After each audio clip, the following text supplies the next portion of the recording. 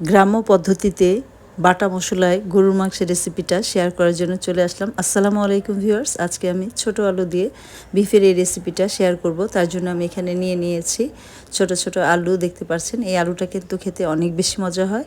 আর এখানে 1 কেজির একটু বেশি গরুর মাংস নিয়েছি। তো আমি চুলায় চলে যাচ্ছি। প্রথমে একটা প্যান বসিয়ে দিয়েছি, এখানে আমি পরিমাণ মতো তেল দিয়ে দিব। তারপরে তেলটা একটু গরম হলে আমি এখানে পেঁয়াজ কুচি দিয়ে দিব। আর আজকের এই রান্নাটা কিন্তু আমি চেষ্টা করব বেশিরভাগ মশলাই থাকবে এখানে বাটা। গ্রামে সাধারণত বাটা মশলাতেই আমরা আগেকার মানুষদের রান্না করতে দেখতাম, আমার দাদি নানি, সেরকমই আজকের এই রেসিপিটা হবে। তো আমরা তো বেশিরভাগই গুঁড়া মশলা ব্যবহার করি, যার জন্য খাবার টেস্টটা কিন্তু অতটা ভালো হয় না যেটা বাটা মশলায় হয়। তো আজকে আমি সেভাবেই রান্না করার চেষ্টা করছি। আর এখানে আমি দিয়ে দিলাম এলাচ, দারচিনিটা দিয়ে দিয়েছি, লবণটাও দিয়ে দিয়েছি। লবণটা পেঁয়াজে দিলে তাড়াতাড়ি নরম হয়ে যায়।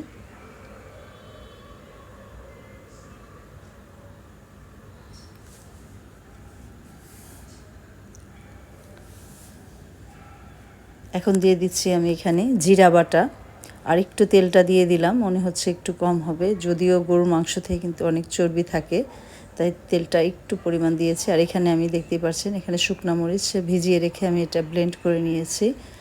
ব্লেন্ড বলতে বেটে নিয়েছি, আসলে ব্লেন্ডারে না, কারণ ব্লেন্ডারে কিন্তু অত বেশি মিহিন হয় না, তাই বেটে নিয়েছি আজকের মশলাটা। আর এখন দিয়ে দিচ্ছি হলুদ গুঁড়া,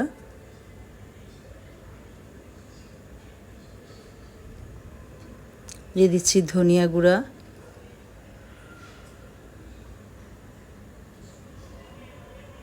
মশলাটা খুব ভালোভাবে কষিয়ে নিব আমি, যতক্ষণ না এটার উপরে তেল উঠে আসছে ততক্ষণ। আর এখন দিয়ে দিচ্ছি আদা রসুন পেঁয়াজ পেস্ট করা, সেটা একসাথেই করা আছে আমার, তো ওটা দিয়ে দিলাম। একটু পানি দিয়ে দিচ্ছি যাতে পুড়ে না যায়। তো মশলাটা কিন্তু আমি অনেকটা সময় ধরেই কষিয়ে নিতে হবে।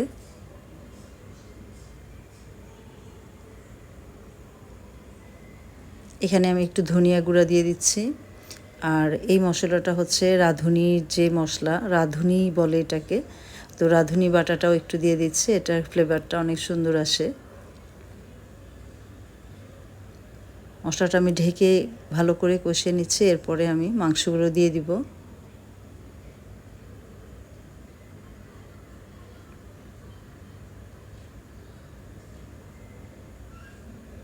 অনেক সময় নিয়ে আসলে রান্না করলে সেটা টেস্টটাও কিন্তু অন্যরকম আসে, তাড়াহুড়া করে আসলে রান্না করা যায় না। এই তো আমি এখন দিয়ে দিচ্ছি বিফটা, দিয়ে এটা বেশ অনেকক্ষণ আমি এটা কিন্তু সেদ্ধ করতে হবে, কারণ এটা থেকে যে পানি উঠবে সেই পানিতেই মাংসটা সেদ্ধ হবে। আমি পানিটা অনেক পরে দিব।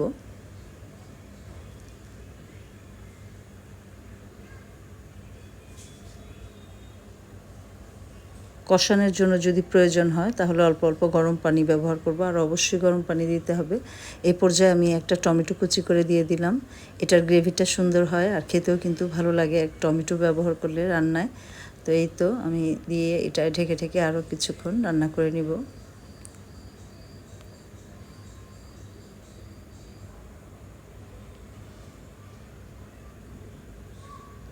এই তো দেখতেই পাচ্ছেন পানিটা কিন্তু শুকিয়ে গিয়েছে। এই পর্যায়ে আমি অল্প একটু গরম পানি দিয়ে দিচ্ছি, আবারও এটা সেদ্ধ করতে হবে, কারণ একদম সফট সেদ্ধ না হওয়া পর্যন্ত কিন্তু আমরা মাংসটা সেদ্ধ করব। আর 80% হয়ে গেলে তারপরে কিন্তু আমি সেই সেদ্ধ করে রাখা আলুটা কিন্তু আমি সেদ্ধ করে ছিলে নিয়েছি। এটা এভাবেই খেতে হয়, তো ওইটা আমি এখানে দিয়ে দিব যখন মাংসটা প্রায় সেদ্ধ হয়ে যাবে। তো দেখতেই পাচ্ছেন তেল কিন্তু উপরে উঠে গিয়েছে, আর অনেকক্ষণ ধরে আমি কষিয়েছি। এখন আমি আলুটা দিয়ে দিচ্ছি, এটাও আর কিছুক্ষণ কষিয়ে তারপরে আমি একবারে ঝোলের পানি দিয়ে দিব।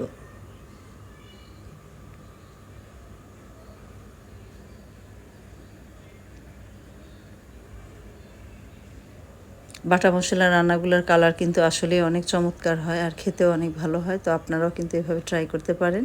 আর আমি এখানে দিয়ে দিয়েছি কাঁচা পাকা কয়েকটা কাঁচামরিচ। এখন এটা একদমই কষানো হয়ে গেছে, আমি এখন ঝোলের পানিটা দিয়ে দিব।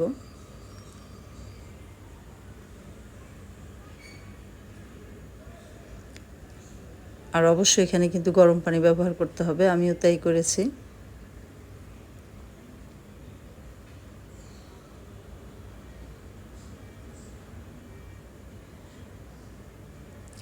আমার রান্নাটা কিন্তু একদম হয়ে গিয়েছে।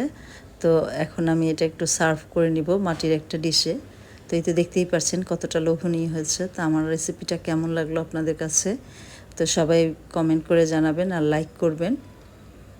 নতুন কোনো রেসিপিতে আবারও আপনাদের সাথে দেখা হবে। সেই পর্যন্ত সবাই ভালো থাকেন, সুস্থ থাকেন। আজকের মতো এখানেই বিদায় নিচ্ছি। আল্লাহ হাফেজ।